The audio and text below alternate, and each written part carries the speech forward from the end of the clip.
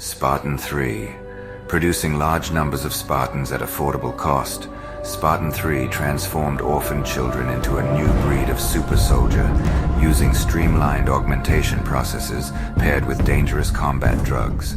They were deployed into operations that were both strategically critical and extraordinarily costly, and most would never return from battle. Origin. The second class of Spartan 2 was cancelled due to a lack of sufficient candidates, but this did not deter Oni. With data secretly stolen from Halsey's program, Colonel James Ackerson proposed to Oni a more affordable version with a higher overall yield than Spartan 2, even recruiting the Spartan 2's trainer, Franklin Mendez, and Kurt Ambrose to aid him. The purpose, in Ackerson's mind, was to mass-produce effective super soldiers to deploy at the most critical and costly junctures in the war. Despite their remarkable capabilities, these soldiers would largely be considered expendable, culled from lost colony orphans who volunteered for an opportunity to fight back at the Covenant, the very enemy who had taken their families from them. At a higher level, Oni's goal with Spartan 3 was simply to blunt the ever-intensifying tide of destruction caused by the Covenant. Training. Secretly based on the hidden world of Onyx, the Spartan 3 program was operated and facilitated at Camp Currahee, a military site hidden deep within the planet's dense jungles. Much of the training regimen conducted at Currahee mirrored that of Spartan 2 training, with intense physical and team-based exercises, as well as an advanced education conducted by an on-site AI. Indoctrination in Spartan 3 consisted mostly of military protocol, combat instruction, and the significance of achieving an objective at any cost, something which came easily to these child soldiers given their devout hatred of the Covenant. Spartan 3 would be deployed in sequential generations, designated by companies Alpha, Beta, Gamma, and Delta. Augmentation. The Spartan 3 augmentation process. Project Chrysanthemum diverged from Halsey's earlier efforts at a number of junctures. Augmentations began when the candidates were approximately 12 years of age.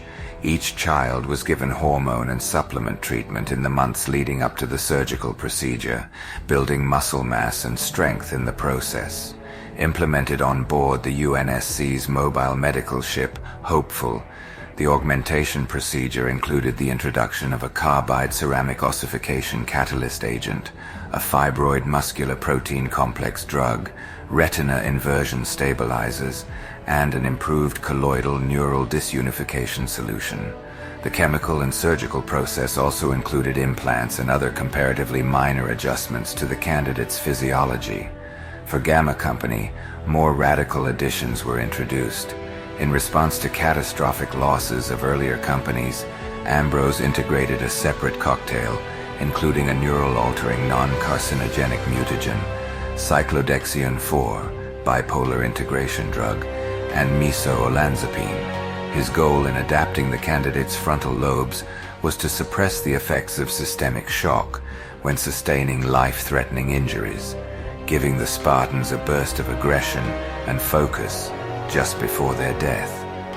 The introduction of this mutagen was offset by 2 counteracting agents at the point of surgery, which were also applied regularly to the candidates to stabilize the mutagen's permanent effect. The cocktail of these 2 negating agents was referred to by the Gamma Spartans as smoothers.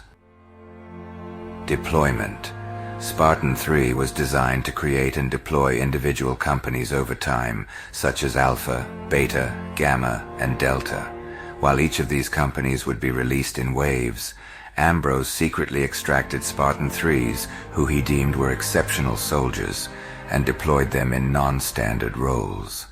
These Spartans would be forged into special warfare teams, such as Strident, Noble, and Anchor, or as part of the classified Headhunter program, and used to execute high-risk assassination missions. All companies yielded both standard and non-standard personnel, except for Delta, which never officially began training due to the Onyx conflict, and ultimately the end of the war. SPI armor. Spartan 3s were fitted with semi-powered infiltration SPI armor systems, a significant departure from the costly Mjolnir-powered assault armor of Spartan 2. The primary application of SPI armor is stealth and subterfuge rather than direct combat. Its external plating is a mesh of photoreactive panels that represented the most advanced camouflage system of human design. Although SPI lacked a number of features in its earliest years, such as energy shielding, the most contemporary designs have been folded into the Mjolnir stable and are now at parity with all other armor sets in production.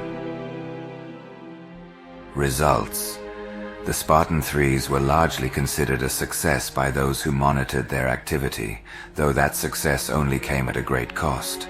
The standard deployment of Alpha Company was completely lost during Operation Prometheus, while only 2 Beta Company Spartans survived torpedo. Many non-standard personnel from those companies managed to live through the end of the war, but the company's net losses offered a sober assessment of the program. Gamma Company saw the lowest casualty rate, yet even those who remain are forced to rely on smoothers in order to stem the effect of the mutagenic alterations to their frontal lobe. Despite all of these drawbacks, the Spartan 3 program provided critical victories during the war, many times stalling the Covenant's rampage across human space.